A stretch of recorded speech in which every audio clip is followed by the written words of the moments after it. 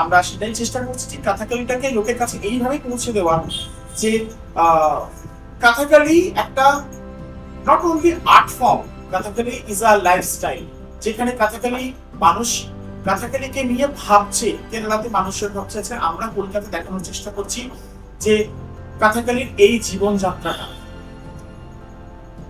এটাই হচ্ছে শুধু মেকআপ নয়, কস্টিউম নয়, সমস্ত কিছু একটা বডি মুভমেন্ট। কাথাকালি বহু মানুষ আমাদেরকে বলে যে এই যে এত বডি মুভমেন্ট আছে, সেটা তো আমরা জানতাম না, কিন্তু আমরা মানুষ শুধু ভাবতাম শুধু অভিনয় না, প্রচুর মুভমেন্ট আছে। যে কোনো অভিনয় বা নর্মাল থিয়েটার করতে গেলেও শুধু দাঁড়িয়ে সংলাপ বলাটাই অভিনয় নয়, তার বডি জেস্টার আছে, বডি ল্যাঙ্গুয়েজ আছে, বডি মুভমেন্ট আছে। মুভমেন্ট মাস্ট মানে থাকতেই হবে সেখানে। তো কাথাকালিতেও বিপুল ভাবে রয়েছে। একটা খুব মজাদার একটা গল্প, বিষয়টা হচ্ছে যে একটা সেম মুভমেন্ট যেরকম আমাদের যখন শেখানো হয় যে যদি বাচিকা অভিনয় মানে মুখের কথা বলে যখন যেটা করতে হচ্ছে, একটা শব্দ মা, সেই মা শব্দটাকে তুমি যতভাবে মানে তুমি বলছো মা শব্দ, কিন্তু মাটাকে তুমি কত রকম ভাবে বলতে পারছো, বিভিন্ন রসের মাধ্যমে তুমি মাকে বলছো, এবং সেই রসের প্যারামিটার সেগুলোকে মেনটেন করে করে সেম ভাবে কাটাতে একটা মুদ্রা, আমি মুদ্রা, আমি মুদ্রাটাকে কাথাকালি এক একটা চরিত্র এক এক রকম ভাবে বলছে। কেউ হয়তো বলছে আমি, তখন হনুমান সেটাকে বলছে তখন আমি দাসীর মতো করে বলছে।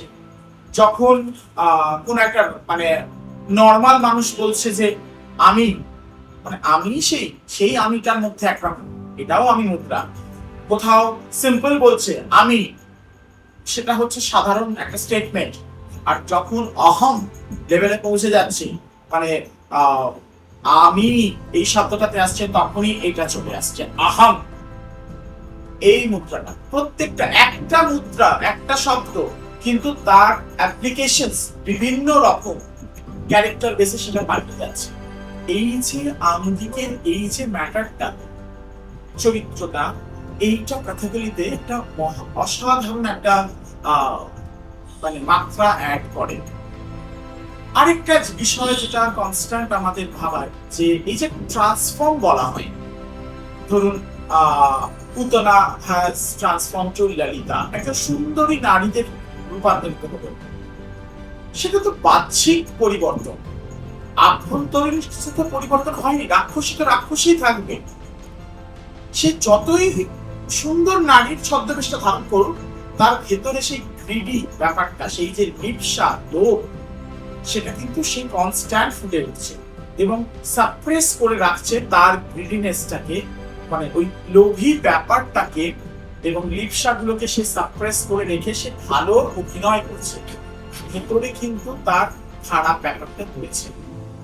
এই যে একটা কনফ্লিক্ট বিটুইন দিস টু রাসা, যে হ্যাঁ বা না, ভালো থেকেও মানে ভালো অভিনয় করছে কিন্তু আমি ভিতরে খারাপ, খারাপ এবং ভালোর যে দ্বন্দ্বটা, এই অভিনয়গুলোকে অনেক ডিটেলিং শেখায় পারে।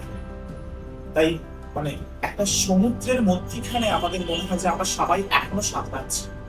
এত ভেরিয়েন্ট, এত রকম তার বিভাগ প্রকারভেদ রয়েছে, সেটা নিয়েই কথা, এটাই মজা।